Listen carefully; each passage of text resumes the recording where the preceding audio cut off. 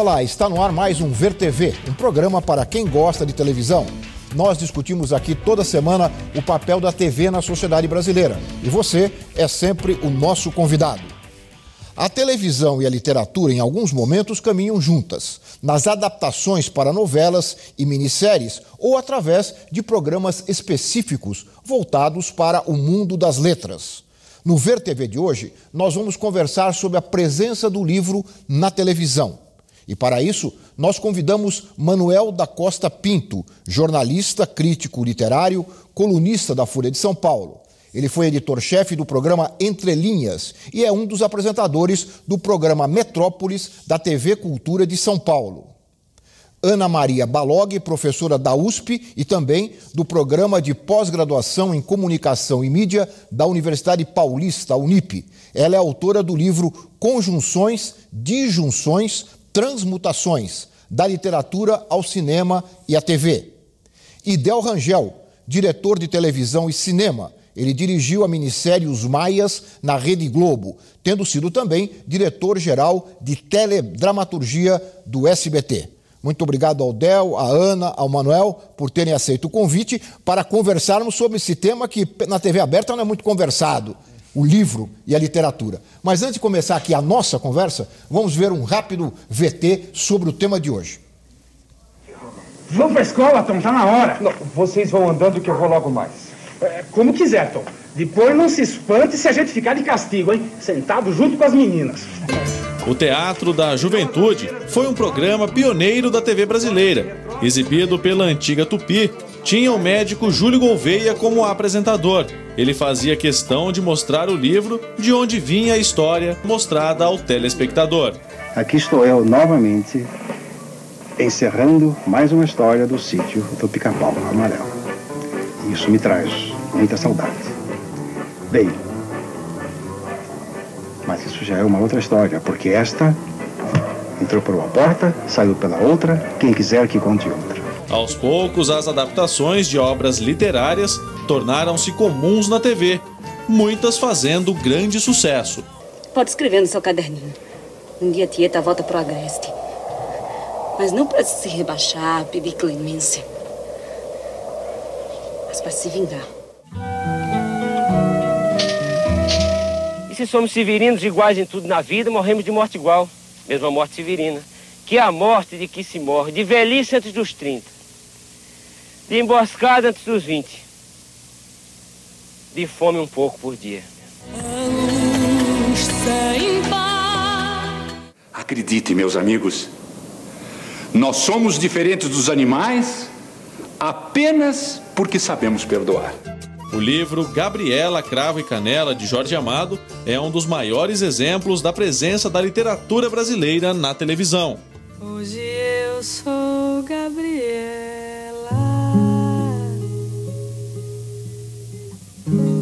Gabriela, meus camaradas. A literatura continua oferecendo seus textos para a TV. Uma das adaptações mais recentes é O Tempo e o Vento, de Érico Veríssimo. Com permisso de Vós Messê, Patrícia. Eu sou o capitão Rodrigo Cambará, um criado de Vós Messê. O meu conselho é que Vós Messê pegue o seu cavalo e vá embora daqui o quanto antes. Mas os livros estão presentes na televisão, também em programas especializados, como o Globo News Literatura. O que é um nerd? Fala-se sempre, fulano é um nerd, não é um nerd. O que é um nerd, afinal? O bom nerd, ele tem essa vontade de aprender. Então, os nerds são um público leitor fenomenal. O Entre Linhas, da TV Cultura. O livro não é muito diferente das outras coleções de crônicas que eu publiquei, né? Só tem essa tese central, né, que seria o diálogo, né? Alguns diálogos imaginários. É difícil escrever diálogo em português porque o coloquial fica falso e o certo, né, fica também meio pretensioso, né? Não sei quem foi que disse que colocar o pronome no lugar certo é elitismo, né? E o Entre Livros, da TV Brasil. Feiras de livros e festivais de literatura espalham-se pelo Brasil. Em algumas cidades, já são eventos tradicionais e contribuem para incentivar o hábito da leitura no país. Em muitos deles, a televisão está presente, como na recente Bienal do Livro, realizada em Brasília, acompanhada ao vivo pela TV Brasil. Eu gostaria de saber se vocês acham que tem livro que é só entretenimento. Eu lembro do ensaio do Zé Paulo Paes, poeta e crítico, que reclamava disso, dessa seriedade exacerbada da literatura brasileira. Mas nunca com essa coisa de tentar separar o que é entretenimento, o que é uma leitura mais séria. Eu acho que dá para fazer. Por exemplo, Dom Quixote eu acho o maior livro de entretenimento do mundo. E passar o Dom Quixote para televisão, pegando o Chico Sá, não é? Seria muito difícil? Foi feito? Já foi feito, né? Já foi feito naquela minissérie com uma cenografia mais fantástica, assim. Não era como nas adaptações cinematográficas. Era uma minissérie da Globo que não era exatamente uma adaptação literal do livro do Cervantes, mas assim pegava alguma série de histórias, sketches que eram inspirados no Quixote. Quer dizer, já foi feito. Quer dizer, eu acho que a linguagem de adaptação varia muito. Às vezes ela é mais literal, mais naturalista, às vezes ela é mais livre, né? Então, aqui temos quem entende do riscado aqui, afinal das contas, eles é que estudam essas adaptações, né? O Del adaptou os Maias, né? E como é que é a reação, né, do público? Tem sempre aquela história, o livro é melhor que o filme, o livro é melhor do que a minissérie. Como é que você como quem põe a mão na massa, analisa isso? Como diretor, né, que eu fui um dos diretores dos Maias, o livro, ele, para quem gosta de ler, ele traz às vezes a grande frustração de que quando você se envolve com aquele seu universo, no livro ele é extremamente particular, né? Ele é seu, né? Ele é seu. Então você dá a grandeza que quer, o amor, ele tem a intensidade que você quer, você se identifica com determinados personagens e imagina-os de várias maneiras. Quando você transfere todo esse mundo do livro para a televisão, você já começa a transformar essas coisas em estereótipos que às vezes não são de comum acordo com o que todo mundo, né? O que todo mundo leu, imagina. E tem uma coisa que a grande frustração é que os tempos, tirando as novelas e as minisséries, os filmes que mais frequentemente fazem isso, né, usam o livro como uma fonte de inspiração, é muito curto o tempo. Então o autor ele tem que escolher um plot, né, uma trama e discorrer acima daquela trama. E lima as outras. E lima as outras. Porque se ele for, por exemplo, o grande livro da Isabel Allende, Casa dos Espíritos. A Casa dos Espíritos, tem um casting maravilhoso, Jeremy Irons, tudo. Mas, gente, contar aquilo que é uma maravilha em 3 horas é praticamente impossível. Sem contar, né, que você tem o problema sempre de dar um rosto, né? Quer dizer, hoje em dia, quem consegue ler Gabriela sem pensar na Sônia Braga? É absolutamente impossível, né? Assim, você acaba dando um rosto a uma pessoa. Dá a sorte de dar o rosto certo, né? Como é o caso, né? Como é o caso, né? Mas fica indissociável, né? Ela inaugurou, né? As morenas, brejeiras. Ana, quero colocar você na conversa. Há uma frase, né, repetida meio chavão, de que o tradutor é um traidor, né? O adaptador também é um traidor? Eu não veria assim, né? Eu acho que há um esforço de ambas as partes. São 2 atividades muito diversas, né? Você escreve sozinho e quem lê sozinho, determina seu próprio tempo, né? E também conduz, como disse ele, a sua imaginação conforme bem lhe aprouver. Né? No entanto, o roteirista, o diretor, né, eles são obrigados a tomar a nossa imaginação como sendo sua e transmiti-la de modo que agrade a um número muito grande de pessoas. É uma tarefa hercúlea. E as linguagens são muito diferentes. Fala, Del. Ela tocou num ponto que é um ponto crucial para o autor, para os diretores, que é justamente a televisão e o cinema, eles além do famoso entretenimento, eles têm uma máquina financeira atrás que busca lucro, né? Então, quer dizer, qualquer produtor, ele põe dinheiro no filme, mas ele quer o dinheiro dele de volta. É um negócio. Então, a adaptação, ela, no fundo, ela foge um pouco dessa coisa apaixonante, dessa coisa maravilhosa que é a essência do livro. Às vezes, ela é um pouco traidora, porque ela tem que abastecer um determinado segmento com os costumes deste segmento para poder essa adaptação ser recebida e consumida por esse segmento. Então, essa coisa traidora me soou muito familiar, entendeu? Porque para dar certo, você tem o seu target. Mas, e você tem aí que eu fico pensando que o autor, a expressão é forte, né? Mas o autor, eu acho que ele pode até se ter traído, mas só o fato dele estar numa novela, do livro dele estar numa novela, quando o autor está vivo, etc., dá a esse livro uma divulgação que nenhum lançamento em livraria daria, né? Isso compensa talvez a traição. Mas dói. Tem uma história que uma vez quando eu trabalhava na TV Globo com o Talma, o João Ubaldo, o Talma queria adaptar uma coisa do João Ubaldo que eu não me lembro. Será que foi? Não me lembro mais o que foi. E o João Ubaldo ligou pro Jorge Amado, na época ainda vivo. E aí perguntou: Jorge, como é que eu faço com esse negócio de vender para televisão? Você já está acostumado com as novelas e tal. E o Jorge disse uma coisa para o João Ubaldo que foi o seguinte: venda, cobre caro e não assista. Para não ficar nervoso.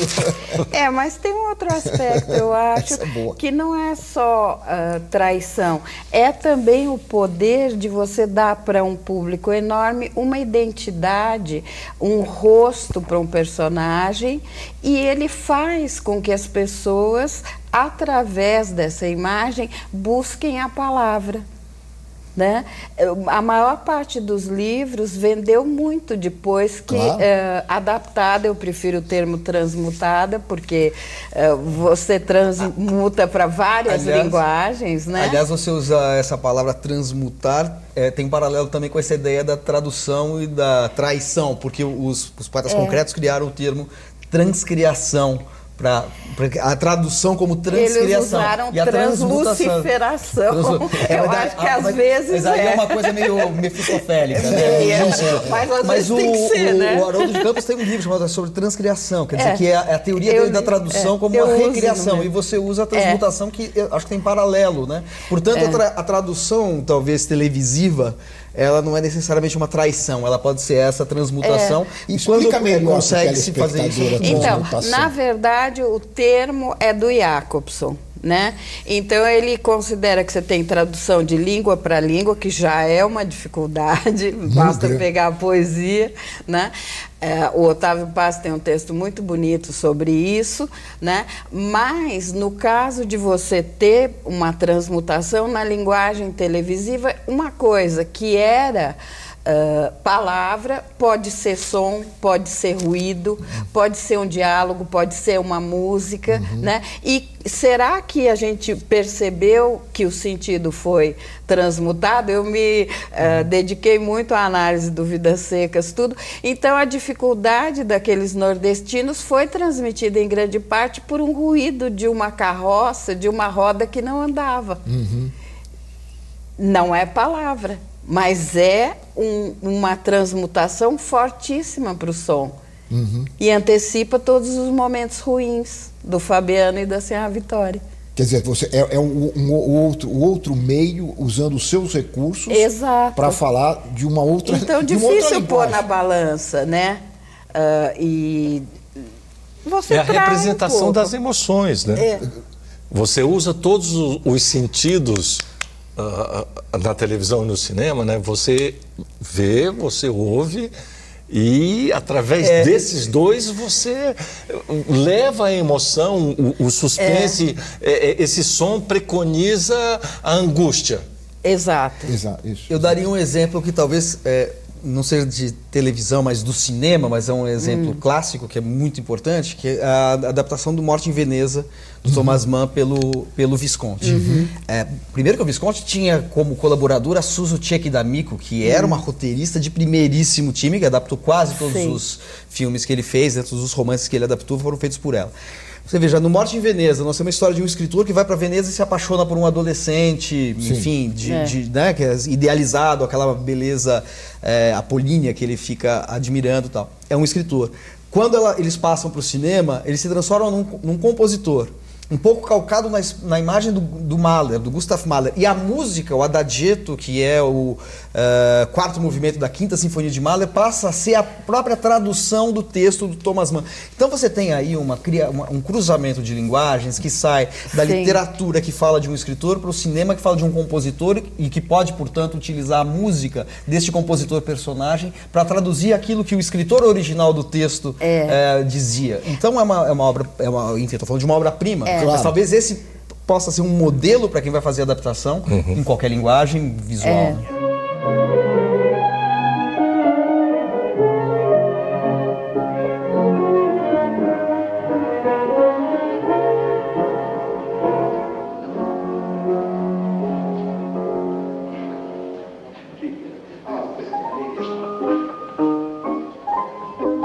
Mas eu pensei, foi muito bom você falar isso, eu pensei justamente que a gente está num período, já claro, passado do pós-modernismo, mas o que isso daí representou? Representou vampirizar todas as formas de texto, não é? E, portanto, você já não traduz mais apenas um personagem, um tempo, um espaço, uma trama, você une a eles a outros textos que podem lembrá-los ou que podem condensar o que eles são em pouquíssimas imagens, né?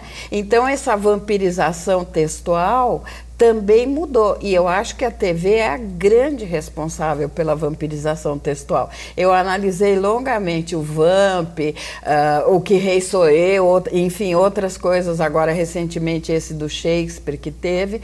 Então, eu fiquei perguntando, o que ficou do Shakespeare? Boa pergunta. Né? Quer dizer, foi tão fragmentado. Qual que é o Shakespeare? Ai, como é que chamava? Eu vou pedir para você pensar um pouquinho mais no intervalo, aí você responde ao Manuel. Nós voltamos já.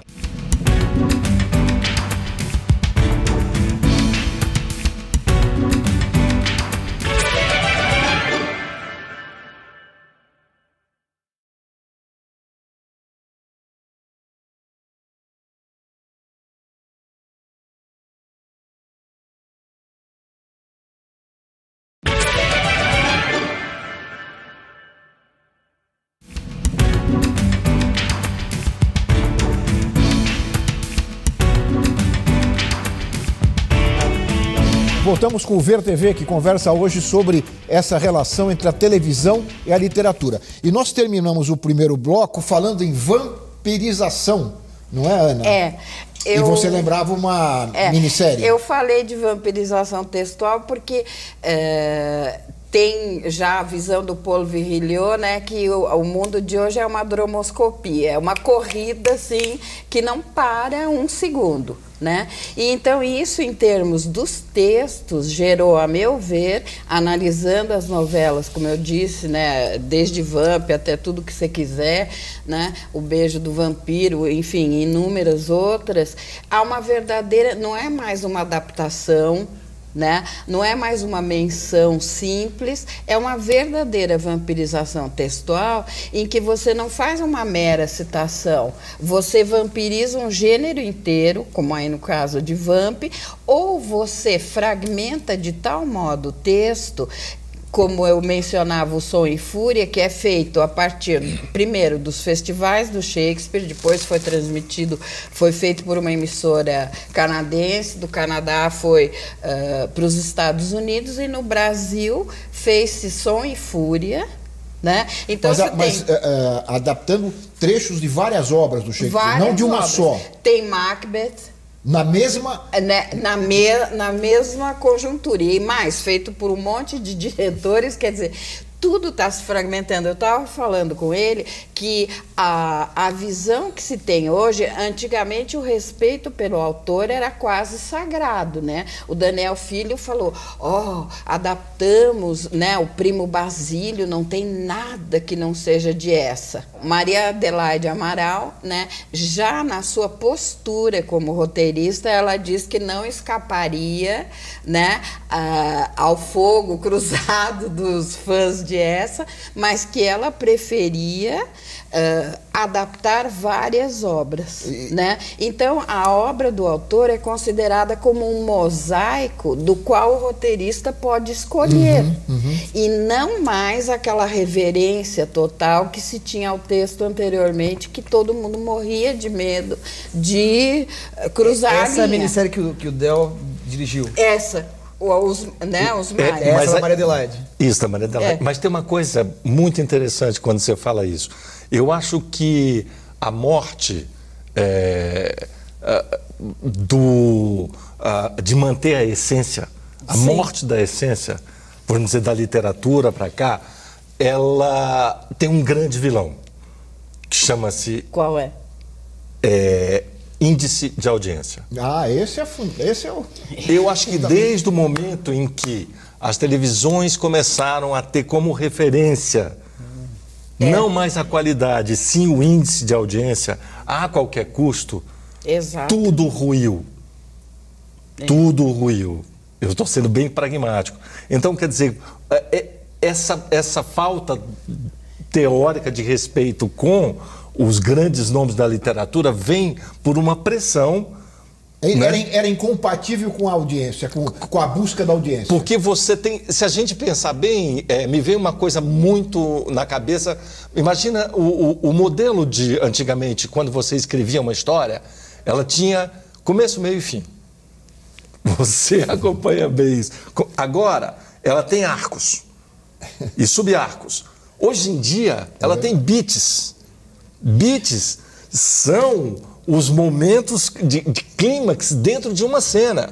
E volta, então. Né? Então, quer dizer, antes era 1, 2, 3... O paroxismo disso foi Avenida Brasil, né? Isso. A novela Avenida Brasil, que foi um fenômeno. Porque assim, era um clímax a cada capítulo. Antes era uma coisa impressionante, né? Então, aí a gente volta ao seu vampirismo, porque imagina você sendo contratado por nós para fazer uma adaptação onde antigamente, quando o Essa escreveu, ele tinha começo, meio e fim. E hoje em dia você tem beat. Mas o próprio para atender uma audiência desesperada, que se você não der 10 de audiências, você vai ser limado, o patrocinador não compra o horário, se ele não compra o horário, a televisão não paga. Del, quando você fez Os Maias, já era dentro dessa necessidade, desse imperativo de atender a audiência, ou foi um momento de transição? Não, olha, vou te ser muito franco. É bom estar com o Manel aqui, porque ele me ajuda aqui na entrevista. Não, Manel.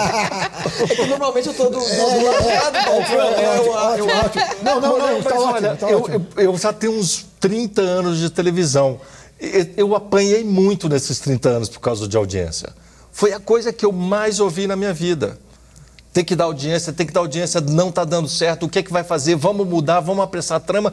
Tanto é que a gente vê nas tramas de hoje, nas novelas, quando as novelas começam a não dar certo, elas caem na mesma facilidade de sempre, que é quem matou quem. Gente, pelo amor de Deus. Mas você não acha... Um roteirista aí, né? Aí um roteirista literário, mesmo numa telenovela, né? Porque o Avenida Brasil foi um caso de um autor que conseguiu manter esse tipo de Mas isso não é uma maior traição. Então, nós fomos ouvir no Rio de Janeiro, em frente à Livraria Cultura, alguns leitores falando sobre essa questão da adaptação. Vamos ouvi-los. Tem algumas adaptações que mudam muito e aí fica um pouco estranho para quem já conhece o livro, ou qualquer que seja a mídia original, é meio estranho. Mas, assim, quando você tenta ver como se fosse uma obra diferente, aí você consegue aproveitar melhor. Eu gostei muito de Os Maias, Gabriela eu não vi. Essa eu gosto. Eu acho que é uma forma de você conhecer a obra também. É uma outra obra, né, porque é um outro suporte. Eu acho que quando é bom, é uma nova informação boa também. Eu gosto, mas eu acho que o livro sempre é muito melhor do que qualquer adaptação, seja em minissérie, seja em cinema. Né? Eu gosto mais de me viajar, né, pela leitura. Para incentivar a leitura, eu acho que qualquer coisa que traga um pouco de cultura para o povo, eu acho que incentiva. Depende do assunto, eu acho que vai de acordo com o interesse de cada pessoa, né? Na TV aberta não vejo nada que ajude a estimular. Uma hora ou outra de fazer uma propaganda de um livro, novela, fazer uma propaganda ou outra, mas é mais propaganda, marketing. Mas para estimular a leitura, acho difícil. A Globo News tem muito programa voltado assim, para um público que lê. Mas a aberta é mais popular, né? Novelas, desde que eu tenho, sei lá, 7 anos de idade, são 3 novelas por dia. É complicado, né? Estimular a leitura com novela, né? Não sei. Ultimamente eu acho que tem incentivando mais a pornografia, incentivando mais uma cultura vazia do que realmente a literatura propriamente dita. E a partir de contar histórias, eu acho que é uma forma mais fácil e mais divertida do que simplesmente falar sobre livro na televisão. Quanto mais material sobre literatura a gente tiver em todos os meios de comunicação, eu acho que é melhor. A população, lendo mais, ela é mais crítica em todas as situações, né? Seja política, seja social. Então eu acho que a leitura tem que ser incentivada, né? Desde criança até os idosos, né? Eu acho importantíssimo. E eu vejo que a televisão não tem muitas opções nesse sentido, não. Aí a gente já vai entrando numa outra parte aqui da nossa conversa, que eu gostaria de ouvi-los também, não apenas em relação às adaptações, mas aos programas dedicados à literatura, como, por exemplo, você fazia lá na TV Cultura. Como é que você vê essa... a gente realmente no VT de abertura mostrou alguns trechos, ou são de TVs públicas ou das emissoras fechadas, não aquelas que necessitam de tanta audiência, né, Del? Essas parece que não estão muito preocupadas com o livro. Eu acredito que não. Eu já sentei lá na cadeira da televisão como diretor artístico, né, de uma rede de televisão, na Record, durante 4 anos. A pressão é por uma programação que dê audiência, em qualquer uma delas. E você, numa televisão dessa de massa, levar a literatura, você vai ser esquartejado na primeira reunião que você tiver com o board da emissora. Porque não vai dar audiência, quem vai comprar, ou então você vai colocar às 4 horas da manhã. E hoje em dia você não coloca porque tem a igreja. A igreja põe dinheiro lá dentro, ou seja, a literatura está perdida. Aí fica mas tem que ser um herói como o Manuel. Na verdade, assim, mas na TV pública. Você tem uma gangorra aí, né? Você tem momentos em que a literatura tem mais visibilidade, menos, e a televisão responde um pouco a isso. Na TV Cultura eu fiz um programa chamado Letra Livre, que era um programa de auditório, de entrevistas com 2 escritores, um programa mensal, e o programa Entre Linhas, que está momentaneamente fora da grade, mas existe o projeto de que ele retorne ainda este ano. E atualmente eu faço a parte de literatura no Metrópolis, entrevistando escritores, com bastante frequência, diga-se de passagem. Agora, é uma TV educativa e é uma TV aberta, mas educativa, né? Quer dizer, então, na TV aberta não há programas de literatura. Você tem ótimos programas de literatura na TV a cabo. A gente acabou de ver, por exemplo, o programa do Ednei Silvestre, que é feito também pelo Cláudio Rodrigues, que são jornalistas do Rio de Janeiro muito bons. Arte 1 também. O Arte 1 tem programas excelentes e boas entrevistas de literatura. Outros, a TV Senado, aqui na TV Brasil existem programas ou regulares ou não sei exatamente, não me lembro exatamente da grade, mas programas ou regulares ou eventuais sobre literatura que dão conta disso. Mas é muito restrito e corresponde um pouco ao lugar que a literatura ocupa, vamos dizer, na sociedade. Isso não tem a dúvida. A literatura tem uma linguagem que não é uma linguagem da cultura de massas. Embora a gente observe um fenômeno das festas literárias que tem modificado isso. É verdade. Acho que não é casual que haja o Globo News Literatura, que haja o Arte 1, que a TV Cultura tenha mantido programas de literatura e vá manter ainda na sua programação a literatura. Porque a partir da criação da Flip, por exemplo, os escritores se transformaram em personalidades públicas, de alguma maneira próximas dos pop do estrelato, assim, digamos assim, como nunca tiveram. Assim, a gente vê os escritores com um estatuto nesse mundo de celebridades como eles nunca tiveram. É verdade. Eles são semi-celebridades hoje. Ou alguns a gente são vê grandes celebridades. Muito poucos. Mas você tem isso. Você mas você vai para Passo Fundo, que eles são tratados como verdadeiros ou em Paraty. Popstar. Paraty, você tem as feiras, por exemplo, tem no Brasil todo. Em Olinda. Agora está multiplicando, né? Poços de Caldas, aqui em São Francisco Xavier, em São Paulo. Manuel, você falou de alguns programas na TV fechada. O Canal Futura tem um, que é apresentado pela Bia Correia do Lago, que falou aqui pro Ver TV. Eu acho que a TV, o alcance que ela tem, né, na nossa geografia, ela vai do norte ao sul, a quantidade de pessoas, não existe um veículo melhor para atrair leitores. Não existe. Então, a televisão e os amantes da literatura têm que bolar, se unir para propor às emissoras programas que estimulem a curiosidade do futuro e do leitor potencial e daqueles que já são amantes da literatura. Eu acho muito pouco espaço. Quer dizer, o que a gente mais vê são adaptações de textos literários para minisséries ou novelas, o que já é uma coisa boa. Mas o espaço que se dá na televisão para a literatura ainda está muito aquém do que pode vir a acontecer. E eu acho que quanto mais espaço for dado, mais gente vai poder se interessar, mais gente pode ficar curiosa e ir atrás, né? Então eu acho que a literatura está precisando de um apoio grande da TV. É evidente que o formato que mais atrai os espectadores é a adaptação literária. É irresistível, a imagem é irresistível. O que muita gente não sabe é que também é uma experiência irresistível você fazer imagens na sua cabeça lendo um livro. Porque quando você vê televisão, alguém bolou que o ator é aquele, com aquela roupa, naquela casa, naquele cenário.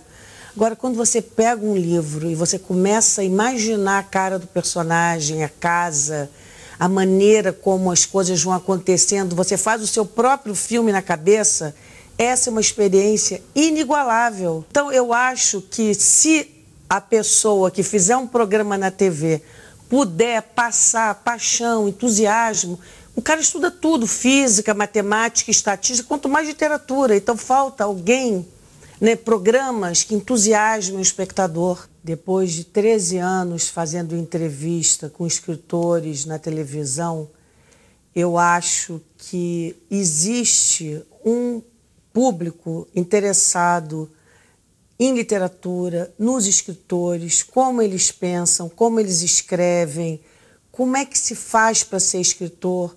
E isso, em várias classes sociais, foi uma coisa que me deixou muito contente, em vários estados do Brasil.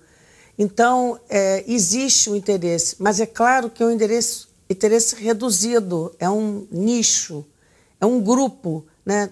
As pessoas que gostam de literatura, gostam de ler, elas existem em todas as camadas sociais. É claro que quanto mais você estuda, mais chances de gostar, mas nunca será, eu acredito, um público enorme.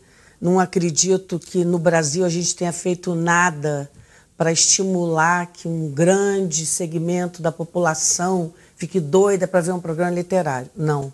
É uma conquista difícil, árdua, constante, para se conseguir manter uma parcela da população interessada em literatura. Eu acho que poderia haver programas diferentes abordando a literatura sob diversos aspectos, né? Eu faço entrevistas com escritores, mas poderia se entrevistar grandes nomes da cultura, vendo o que eles leem, o que eles indicam. Poderia se perguntar às pessoas do povo o que elas já leram, trocar informações. Poderia se falar sobre os grandes clássicos da nossa literatura, quais seriam. Muitas vezes as pessoas não sabem o que ler. As pessoas entram na livraria e não têm ideia do que comprar, do que pedir ao livreiro. Então, falta também orientação. Quais são os livros fundamentais que todo mundo tem que ler? Quais são os livros que vão te fazer pensar por um lado ou por outro? Quer dizer, eu acho que existe um campo enorme de possibilidades de programas de televisão incentivando e abordando a literatura. Ela deu aí um monte de sugestões, de pautas, de formatos para programa, mas você lembrava da necessidade de se prestar atenção nas diferenças da linguagem, né, desses programas, da TV aberta e da TV fechada. Exatamente. A Bia faz um programa de entrevistas excelente, aliás, ela é uma fantástica entrevistadora. São entrevistas em que está ela e o entrevistado, a câmera vai de um para o outro e fica... Porque é um público da TV a cabo que já está interessado. Mal comparando, é um pouco como o público que acompanha a Caderno de Cultura nos jornais. A mesma coisa o programa do Ednei Silvestre na Globo News, o Globo News Literatura. Você tem entrevistas em que você tem assim, em quadro o escritor falando, é uma coisa mais discursiva, porque atinge um público que está interessado em literatura, está interessado naquele escritor. Na TV aberta, você pega um público muito mais disperso, porque a gente tem esse desnível social brasileiro. Quem assina a TV a cabo tem um poder aquisitivo, uma formação enfim, educacional, intelectual, mais... Supõe-se. Não, mas é fato também. Você tem um público muito mais difuso. Então você tem que capturar um público que você não conhece totalmente. Então você tem que fazer um programa de literatura que, sem perder este público já habituado à literatura, que seja capturado. Por isso, às vezes, tem uma linguagem mais dinâmica, mais entrecortada. Então, o autor está falando, ele menciona um filme ou um fato, você faz um chamado sobe-som, você dá um trechinho do filme, volta para ele, a voz fica em off e fica passando imagens, fotografias. Você faz uma decupagem, você faz uma linguagem mais dinâmica, tentando competir, tentando fazer com que a literatura entre em competição com a linguagem do audiovisual que está nos outros programas literários. Complicado. O programa Silvio Santos, que está ali do lado, né, da TV Cultura. Mas eu acho que... Ana, só mais um intervalinho. Vou ter que fazer mais um intervalo e garanto a palavra logo no início do próximo bloco. O Ver TV volta já.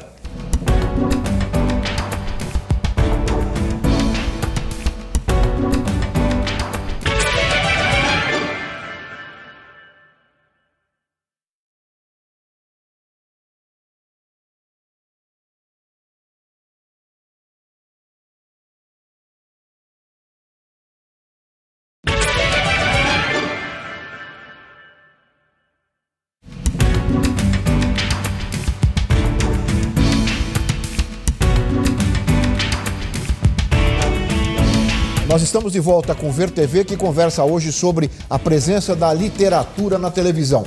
E eu encerrei o bloco anterior interrompendo bruscamente a Ana Balog, e garanti... Você pode. Obrigado. E garanti a palavra a ela, para falar inclusive sobre essa questão da linguagem, não é?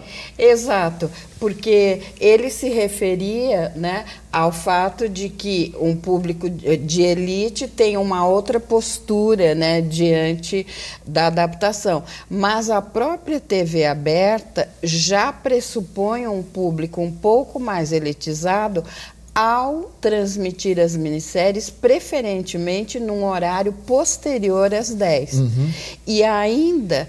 E mesmo minisséries fantásticas, como Os Maias, por exemplo, atrasaram-se, não se sabe muito bem porquê. Eu lembro que quando tinha jogo atrasava, às vezes havia outros programas. Primeiro transmitia-se uma semana com a minissérie que nos encantava, que nos maravilhava, e acredito que a todos, e de repente depois esse programa passava a um horário mais tardio, privilegiando-se outros programas, não se sabe por quê. Isso também é responsável pela questão da audiência, claro, sem dúvida, não é? E parece que não tem sido tão tratado, né? E a questão da audiência determinando também a extensão de determinados formatos. Eu discutia com ele que é uma traição muito maior do que você não transmitir determinados conteúdos. Porque no livro, por exemplo, eu considero que se você manteve os plots principais, como você dizia, né, você transmitiu a história. Pode ser que não tenha adaptado tudo, mas a linha básica, sim. Né? Olha, sobre adaptações, nós ouvimos também a professora Gláucia Hermann, que é sua colega lá na Unip e que trabalha com essa questão, foi com minha esse tema, aluna, inclusive, de pós. com esse tema das adaptações literárias para a TV. Vamos ouvir a Gláucia. No geral, as adaptações, elas vêm com a inscrição livremente inspirada em. Quer dizer, elas já não têm tanto aquele compromisso, já um pouco se resguardam desta condição. O que a gente precisa pensar é o seguinte, o que eu tenho lá descrito em palavras precisa virar uma ação, precisa virar um audiovisual. Então, eu preciso respeitar o meio, o ritmo, as condições, inclusive aquilo que é mais apetecível para o próprio público. Então, essa questão de ser fiel ou não, eu lembro dos Maias, que foi uma minissérie que muitos consideraram extremamente lento, problemático, porque foi muito fiel ao livro. Então isso é algo que os diretores já sabem mais ou menos como lidar. Vão aparecer personagens novos, vão aparecer circunstâncias diferentes. Por quê? Porque eu preciso criar condições para que essa narrativa se desenvolva em outro ambiente. Então a questão de ser fiel ou não vai diminuir a qualidade deste produto, que é uma outra obra. Normalmente, o que eu ouço de comentário é, o livro é muito melhor. Sim, porque o livro tem muitos detalhes e no livro você faz a leitura, você é o diretor. Tem uma descrição e você imagina. Na adaptação, aquilo vira um personagem, está encarnado. E aí você pode achar, não era como eu imaginei. Claro, você tem a sua liberdade.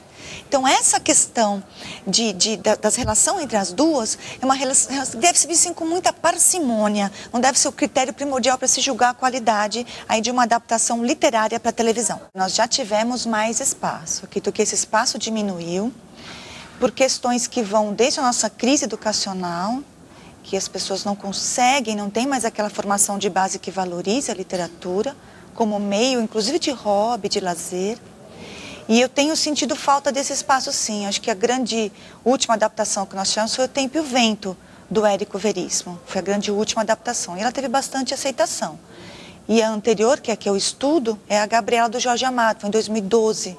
Também foi uma produção interessantíssima e que deu bastante repercussão. Agora, poderia haver mais espaço, talvez em programas mais populares. Pega um programa matinal, entrevista um professor, mostra alguma coisa, programa que talvez não seja o educando que assista, mas os responsáveis por ele. A TV Cultura tem um programa interessante que é o Contos da Meia-Noite. E ele tem uma abordagem, é muito prática, muito barato, porque não é uma adaptação, é só uma leitura dramática, só que ele é à meia-noite. Então, já tem essa limitação por conta do horário. Esse tipo de programa é bem interessante. Um programa que entreviste um autor, mas você tem que botar nesses outros programas que tenham mais inserção popular, que é exatamente para chamar o público que não está habituado. Ainda falta espaço, sim.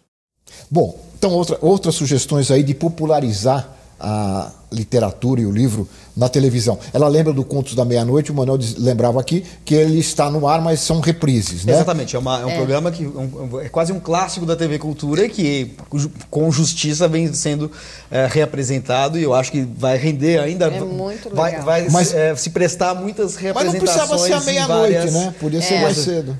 Pois é, porque chama Contos da Meia-Noite. Pois é, mas pode ser conto das 18 horas, não tem problema. Podemos criar aí, eu vou apresentar lá o projeto para criar várias versões. Contos vespertinos. Contos vespertinos. Porque a Ana estava lembrando da dificuldade das pessoas terem acesso, né, da maioria da população trabalha, né? Trabalha e acorda cedo, não é, Ana? E aí só um público que não tem que acordar e pegar 3 ônibus que vai assistir um programa depois de um certo... A gente não deve ter a ilusão de que existe um apartheid cultural no Brasil, né? Quer dizer, assim, a concentração de renda corresponde a um apartheid cultural mesmo. É só pegar notícia. Não vamos, saindo de literatura, que aí a gente está falando uma coisa ultra especializada. Pega a notícia. Eu nunca vou me esquecer quando aconteceu 11 de setembro. Os atentados aconteceram em 11 de setembro. Eu lembro que eu estava como na cozinha da minha casa, onde não tinha TV a cabo. A TV a cabo era só no andar de cima. E eu queria estar lá, eu queria comer alguma coisa e ver as notícias. As TVs abertas não passavam nada. Passaram durante 1 hora, acabou, não tinha mais transmissão. Ou seja, a imensa maioria da população não tinha acesso a uma coisa que mudou a história do mundo. E eu tive que pegar e ir para a TV a cabo para ter acesso, daí era 24 horas. Ou seja, é apartheid. Nós não temos uma televisão, não temos um canal de notícias aberto 24 horas. Exato. E o que é escandaloso, o que é um absurdo, porque assim, as pessoas então, que não têm TV a cabo não têm acesso à informação. Elas são entretidas, elas são narcotizadas. Elas não têm notícia crítica. Não. Não tem um debate. Na TV aberta não existe um debate político. Exato. Bom, eu te faço uma pergunta. Com licença. Por favor, Delano. Agora vocês inverteram. Agora nós invertemos. Que é o seguinte, você conhece.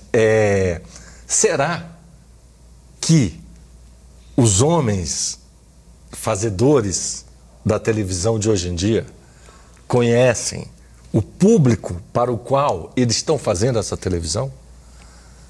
Porque quando você coloca, que é claro, e você vê os contos da meia-noite, quer dizer que toda a literatura ela é eletizada a partir da própria indústria televisiva, que ela diz que eu vou passar esse produto a essa hora porque o meu consumidor,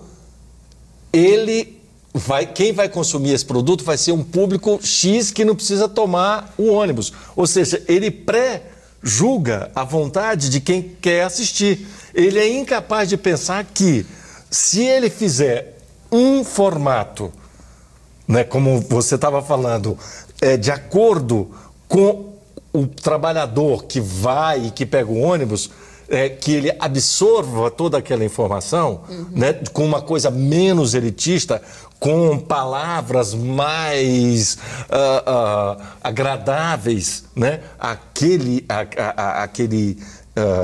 daquela camada social, isso chega. Então, quer dizer, já existe essa predisposição para a televisão segmentar. Então, é o que eu digo sempre quando eu faço lá. Todo mundo fala de fazer a televisão para a classe C, D e E. Alguém sabe como vive a classe C, D e E? Algum diretor lá de cima saiu para ver o que é a classe C, D e E? As tentativas... Fora das pesquisas? Mas de verdade, de alma. E não de personagens caricatos. Há um preconceito sério, né? Exato. Nós damos o que o povo quer. Há essa frase preconceituosa, né? De muitos gestores de televisão. Mas seja como for, aí você observou aí dos anos do governo militar para cá, você observou um foco da televisão, né? Você mencionou o caso a gente está falando aqui de debate político em TV aberta e estava falando do Contos da Meia-Noite. Enfim, eu trabalho na TV Cultura, que é uma TV educativa e que tem, por exemplo, um jornal que é de debate. Só que é para um público de uma TV educativa. Quando a gente fala de televisão aberta, a gente está falando de uma TV mais massificada. Que tem como obrigação, segundo as suas concessões, de fornecer educação para o público. Exatamente. Mas quando eles oferecem... Desculpa, foi só... Pois não. Não, mas quando eles oferecem, por exemplo, você tinha esquetes adaptados, mas das crônicas de Nelson Rodrigues no Fantástico. Isso, Daniel Filho fez isso. Uma possibilidade de aproximação. É que eu acho que houve, assim, todas as TVs por definição deveriam ser educativas, mas hoje em dia só as educativas são aquelas que efetivamente são, enfim, abertas, porém estatais. Agora, no caso eu estava falando do regime militar, assim, a Globo e outras concessões foram feitas muito com a tentativa de fazer uma uniformização do país, de criar uma classe média. Quer dizer, havia um projeto, por exemplo, na Rede Globo de criar uma classe média forte, homogênea em torno daquele regime centralizado. Você teve uma série de veiculações de uma ideologia de um Brasil moderno, cosmopolita, metropolitano, urbano, até um dado momento em que este projeto entrou em colapso. E você teve uma emergência de um mundo que não tinha espaço na mídia e que é esse mundo sobre o qual você está falando, o da classe C, da classe D, que emergiu, e daí quem estava na frente da televisão se perdeu o seu projeto de modernização do país e falou, não, nós estamos nessa geleia geral, vamos nos adaptar a ela. E o que era o programa do Chico Anísio ou do Jô Soares virou a Zorra Total. Isso. Que é terrível. Você tem uma transição. Isso. Você tinha um humor determinado. Se você olha a escolinha do professor Raimundo, que passa numa muda da TV pirata pra isso. Ele é de uma. Você vai ficar. A escolinha do professor Raimundo, que na época eu achava uma coisa assim, enfim. Hoje é cult. Hoje é cult. Você olha, tem algumas piadas, né, de uma sofisticação pro padrão da televisão de hoje, aberta, que é impressionante. Concordo plenamente. Eu sou assíduo telespectador da escolinha do professor Grande Raimundo. Chico Anísio. Hoje. Grande Chico Anísio. Grande Chico Anísio. Olha, mas mudou. Olha, vocês perceberam que este assunto que foi desencadeado pelas adaptações cresceu bastante e poderia render muitos outros programas, muitos outros debates. Poderia Eu quero mesmo. agradecer muito a presença de vocês e sinto muito ter que encerrar o programa nesse momento. Espero poder continuar essa conversa num próximo Ver TV. Com muito prazer. Muito obrigado a você também que nos acompanhou de casa. Lembrando que todos podem entrar em contato com o Ver TV pelas redes sociais, pelo Twitter, pelo Facebook ou através do nosso endereço eletrônico, que é o vertv@ebc.com.br. Até a semana que vem com mais um Ver TV, um programa para quem gosta de televisão. Até lá!